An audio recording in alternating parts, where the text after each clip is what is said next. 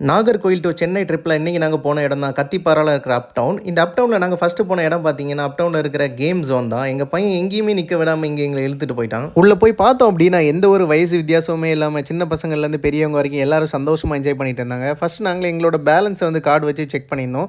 794 இருந்துச்சு. ஸோ அதை வச்சுட்டு நாங்கள் ப்ளே பண்ண ஸ்டார்ட் பண்ணிட்டோம். நாங்கள் ஃபர்ஸ்ட் ட்ரை பண்ணது கிளா மிஷன். இங்கே மோஸ்ட் ஆஃப் த கேம்ஸ் எல்லாமே 49 கிரெடிட்ஸ் தான்.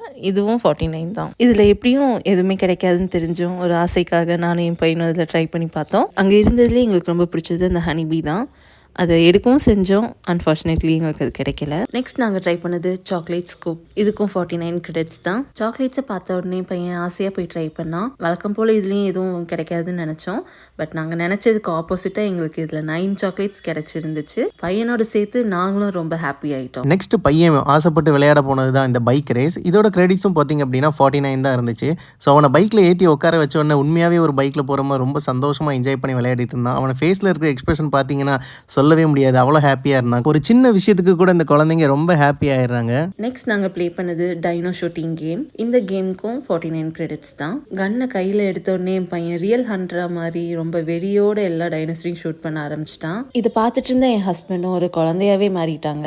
பையனுக்கு போட்டியாக அவங்களும் ஒரு கன் எடுத்து ஷூட் பண்ணி என்ஜாய் பண்ணிட்டு இருந்தாங்க. நெக்ஸ்ட் பார்த்தீங்கன்னா இதில் ஒரு விஆர் ரைடு இருந்துச்சு. இதில் பார்த்தீங்கன்னா பையன் பயந்துடக்கூடாது அப்படிங்கிறதுக்காகவே நாங்கள் போகலை. இதுக்கு அடுத்து பார்த்தீங்க அப்படின்னா ஒரு பால் கேம் இருந்துச்சு. அதாவது ஒரு 5 பால் கொடுத்துட்டு அந்த பாலை வந்துட்டு ஹோலில் போடுற மாதிரி ஒரு கேம் வச்சிருந்தாங்க. இதுக்கு பார்த்தீங்கன்னா 1லேருந்து 4 ப்ரைஸஸ் வர இருந்துச்சு. இதோட கிரெடிட் பார்த்தீங்கன்னா 99 சொல்லியிருந்தாங்க.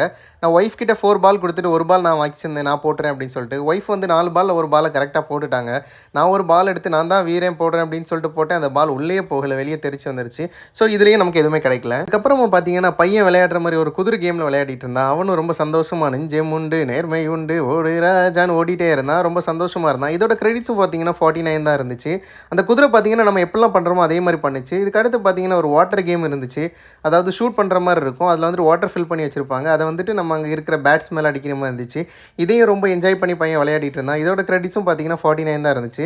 அடுத்து பார்த்தீங்கன்னா ஜம்ப் பண்ணுற மாதிரி ஒரு கேம் இருந்துச்சு. ஜம்ப் பண்ணி மேலே போகிற மாதிரி. இதையும் ரொம்ப ஹாப்பியாக என்ஜாய் பண்ணிட்டு இருந்தால் ரொம்ப சந்தோஷமாக இருந்துச்சு. எல்லாம் முடிச்சுட்டு வீட்டுக்கு வாடா போகலான்னு சொல்கிறப்ப வரமாட்டேன்னு சொல்லிட்டு மேலே ஏறி நின்றுட்டான். தம்பி கீழே இறங்குன்னு சொல்லி அவனை கீழே இறங்கிட்டு அங்கேருந்து கிளம்பிட்டோம்.